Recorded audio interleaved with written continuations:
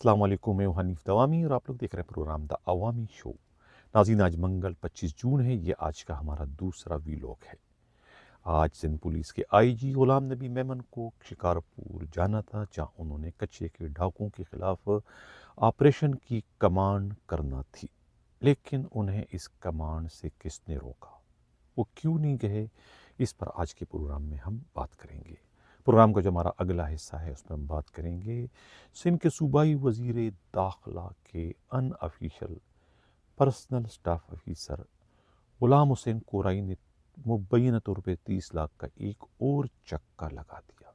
मामला क्या है, इस पर भी आज के प्रोग्राम में हम बात करेंगे। प्रोग्राम की जो हमारी आखिरी खबर है वो है नाजरीन, 86 दिनों से जो है KPO अपने मकीन यानी कोतवाली शहर से महरूम है। कराची का कोतवाल जो है वो आर्जी चार्ज पर है, 2 कश्तियों का मुसाफिर बना हुआ है। और जिस तरीके से 2 कश्तियों का मुसाफिर कभी भी साहिल तक पहुंचने में कामयाब नहीं हो पाता, वो कश्ती के लिए और ख़ुद अपनी ज़ात के लिए तबाही और बर्बादी का बाइस बनता है। यही हाल जो है इस वक्त आर्जी कोतवाली शहर की बनी हुई है। मामला क्या है, इस पर भी हल्की फुल्की रोशनी डालेंगे आज के प्रोग्राम में। हम बाज़ाब्ता अपने प्रोग्राम की शुरुआत अपने टॉप स्टोरी से करते हैं। अमीन रंगूनवाला ने जो रिपोर्ट भिजवाई है शिकारपुर से, उनका ये कहना है कि मंगल वाले रोज़ यानी कि आज सिंध पुलिस के आईजी गुलाम नबी मेमन को शिकारपुर आना था। तयशुदा शेड्यूल के मुताबिक सदर मुमलिकत के जो इजलास था 24 जून का, उसमें यही तय हुआ था कि शिकारपुर से जो है कच्चे के डाकुओं के खिलाफ ऑपरेशन की शुरुआत करना है। और ख़ुद आईजी गुलाम नबी मेमन जो है इस ऑपरेशन को कमांड करेंगे, क्योंकि 23 जून को जो है वहाँ ख़ुद SSP शिकारपुर इरफान सम्मू रेंजर्स के जवानों का जो है वो फ्लैग मार्च करते हुए जो है वो टाकरा हो गया था कच्चे के डाकुओं से, और डाकुओं और उनके फायरिंग हो गई थी और बड़ी मुश्किल से जो है इरफान सम्मू को जो है वहाँ से जान बचाकर निकलना पड़ा। लेकिन उनकी सरकारी गाड़ी जो है वो डाकुओं की फायरिंग से छलनी हो गई थी। डाकुओं ने इसके बाद भी पुलिस का पीछा नहीं छोड़ा और एक सिक्योरिटी फोर्स के एक सिपाही को बमा असले के जो है वो अगवा करके ले जाने में कामयाब हो गए। और ये इतला आज जो है ख़ुद सदर मुमलिकत को उस अहम तरीन इजलास के दौरान कहते हैं कि दी गई थी, जिसकी वजह से वो लाल पीले हो गए थे और गुस्से में कभी जो है वो CM की तरफ देखते रहे और कभी IG सिंध की जानिब। और IG सिंध से बहुत ज़्यादा उनका जो है वो सवाल जवाब का सिलसिला चलता रहा। IG से वो पूछते रहे और IG जवाब देने के बजाय खिलाओं में कभी घूरते रहे और कभी वो CM को देखते और कभी जो है वो जॉइंट डायरेक्टर IB आज़ाद खान को देखते रहते थे कि शायद वो उनकी तरफ से कुछ कह सके। लेकिन किसी ने भी जो है वहाँ कुछ नहीं कहा। उस मीटिंग में हर कोई अपनी खाल बचाने में लग रहे। तो ये उसी दिन तय हुआ था कि IG गुलाम नबी मेमन जो है वो शिकारपुर जाके जो है वो कमांड करेंगे, लेकिन आज वो नहीं गए। किसने उन्हें उस कमांड से रोका, किसने उन्हें जाने से मना किया? कहा जाता है कि CM हाउस से कोई फ़ोन आया था और उन्होंने कहा कि वो ना जाए, वहाँ के हालात बेहतर नहीं है। पहले जो है वो वहाँ के सरदारों से बात की जाए, उसके बाद जब हालात साजगार हो जाएं तो उस पर फिर ऑपरेशन करना होगा। इस किस्म का उन्हें मशवरा दिया गया, यानी कि उन्हें उस ऑपरेशन से, उस ऑपरेशन की कमांड से रोका गया। लेकिन कुछ और भी मुतज़ाद इत्तलात हैं कि ये ऑपरेशन जो है मौजूदा IG की मौजूदगी में नहीं किया जाएगा। इसका मतलब क्या हुआ? क्या सिंध पुलिस के IG फौरी तौर पर तब्दील होने जा रहे हैं, या उनकी तब्दीली तक जो है इस ऑपरेशन को मुअख्खर रखा जाएगा, या फिर इलाके के सरदारों से पहले मुशावरत की जाएगी, उनसे जरगा किया जाएगा और उसके बाद उन्हें पाबंद किया जाएगा कि वो अपने तौर पर इन बिपरे हुए डाकुओं को लगाम दे, वरना फिर पुलिस का और रेंजर्स का जो है वो इंतहाई बहरेमाना ऑपरेशन इनके खिलाफ शुरू कर दिया जाएगा। इस किस्म की इतलाआत जो है वो मौसूल हुई। गरज सिंध पुलिस के IG गुलाम नबी मेमन जो है वो आज शिकारपुर नहीं गए और न ही اب تک جو ہے سیکورٹی فورسز کے اس سپاہی کی بازیابی کی کوئی اطلاع موصول ہوئی ہے۔ اب جو دوسری اہم خبر کراچی سے ہمراز رائی نے بھی جو آئی ہے ہمارے نمائندہ خصوصی نے، وہ بھی بڑی چونکا دینے والی خبر ہے۔ غلام حسین کورائی نے ایک اور چکا لگایا، چکا بھی کوئی 1 2 3 4 لاکھ کا نہیں لگایا، چکا پورے 30 لاکھ کا لگایا ہے، 30 لاکھ کا۔ کراچی کے جو سونے کی کان نما تھانے ہیں، منگو پیر اور اس کے بعد سرجانی زمینوں کے تھانے بھی ہیں، اور گٹکا ماوا کے بھی تھانے، اسمگلنگ کے بھی تھانے ہیں، گیٹ وے ہیں، دونوں پر جو ہے کورائی کا قبضہ ہو چکا ہے۔ ایک تو انہوں نے اپنے پراکسی کو انہوں نے پوسٹنگ کرائی کس کی، بشیر ودو کی، اور دوسری آج جو انہوں نے پوسٹنگ کرائی ہے سب انسپکٹر اخلاق کو، انہوں نے جو ہے وہ ڈی آئی بی انچارج تھے مریر کے۔ اندازہ لگائیں کہ ایک ہی دن میں پہلے ان کا جو ہے وہ کراچی مریر سے جو ہے ڈسٹرکٹ سے ان کا ٹرانسفر کر دیا جاتا ہے ویسٹ میں، اور اس کے بعد وہیں کھڑے کھڑے ان کی پوسٹنگ کر دی جاتی ہے سرجانی ٹاؤن تھانے کے ایس ایچ او کی حیثیت سے۔ اس کو کہتے ہیں کہ جس کا باپ زندہ ہو اس کو حرامی کون کہے۔ اب سوال پیدا ہوتا ہے کہ اس کورائی میں کون سا سرخ آپ کے پاس لگے ہوئے ہیں، کیا خوبی ہے اس میں، کون سی گیدڑ سنگی ہے کہ اتنے زیادہ قریب ہو گئے ہیں ماں بدولت ضیاء لنجار کے، کہ ان کے ان افیشل پی ایس او بن گئے۔ ایک پی ایس او ان کا پی ایس پی افسر ہے ایس پی احمد چودھری، اب یہ دوسرے پی ایس او ان کے آ گئے، پی ایس او کا ہو، فرنٹ مین کا ہو، بیٹر کا ہو، کیا کہو، کچھ بھی کہہ سکتے ہو، لیکن کام وہ حرفن مولا ہے، ہر کام کر رہا ہے اس وقت۔ اخلاق کی پوسٹنگ کر دی، کہنے والے کہتے ہیں، ذرائع کا کہنا ہے کہ پورے 30 لاکھ روپے ان سے بھی لیے گئے۔ 30 لاکھ بشیر ودو نے بھی دیے تھے ان کو، 30 لاکھ تو دیے انہوں نے پوسٹنگ لینے کے، لیکن اس کے بعد ہفتہ بھی دیں گے، یہ 5 7 8 10 لاکھ روپے۔ پتہ نہیں یہ پیسے خود ان کی بڑی جیبوں میں جا رہا ہے، ان کی بڑے پیٹوں میں جا رہا ہے، یا کہ جس کے پی ایس او ہیں ان کی بھی یہ کچھ، ان پر بھی یہ کچھ نوازشات کرتے ہیں، ظاہر ہے کرتے ہوں گے، اس کے بغیر اتنے بڑے بڑے احکامات اتنی آسانی سے چٹکی بجا کر کوئی بھی کرنے کی غلطی نہیں کرتا۔ لیکن یہاں پر ایک چھپتا ہوا سوال ہے، ایک بڑی اہمیت والی بات کرتا چلوں کہ کہتے ہیں کہ سیر پہ سوا سیر ہوتا ہے۔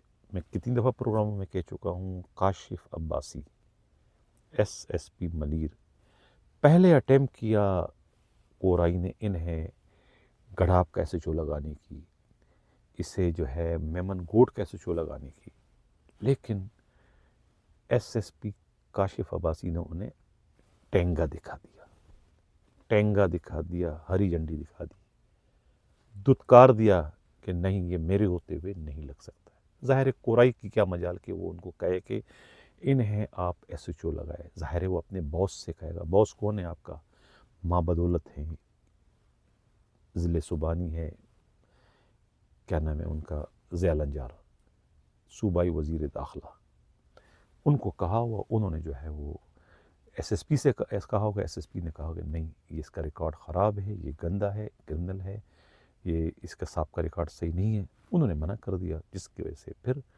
ان کی زیادہ نہیں چلی، اور پھر انہیں جو ہے وہ ایک ہی ان کا دوست ہے وہاں پر ویسٹ کا جو ڈی آئی جی ہے عرفان بلوچ، جو روز ان سے فون پہ بات کرتا ہے، مروت میں بیچارے وہ بھی انکار کرنے کی پوزیشن میں نہیں ہیں، دل پر جبر کر کے انہوں نے بھی جو ہے وہ اپنا ایک قیمتی تھانہ جو ہے وہ فری میں ان کے حوالے کر دیا، جہاں ان کی اخلاق کی آج ایس ایچ او سرجانی کے سے پوسٹنگ کر دی گئی۔ اس سے پہلے بھی وہ نیو کراچی اور بہت سارے تھانوں میں ایس ایچ او کے سے فرائض سر انجام دیتے رہے، اور ہر دفعہ جو ہے وہ پیسہ دے کر ہی ایس ایچ او لگتے رہیں، انویسٹر ہیں، انویسٹمنٹ کرتے ہیں، بعد میں یہ 10 کے 20 کے 50 40 لاکھ روپیہ کروڑ کما لیتے ہیں، یہی ان کا طریقہ ہے واردات بتایا جاتا ہے۔ تو یہ 2 پوسٹنگیں جو ہے وہ ایک بشیر ودو کی اور یہ دوسری جو ہے وہ اخلاق کی انہوں نے کرا دی۔ اب آئی جی کے لیے یہ بڑا لمحہ فکریہ ہے کہ آئی جی ہیں، اور ان کے ہوتے ہوئے ان کا ایک انسپکٹر جو ہے کتنی زیادہ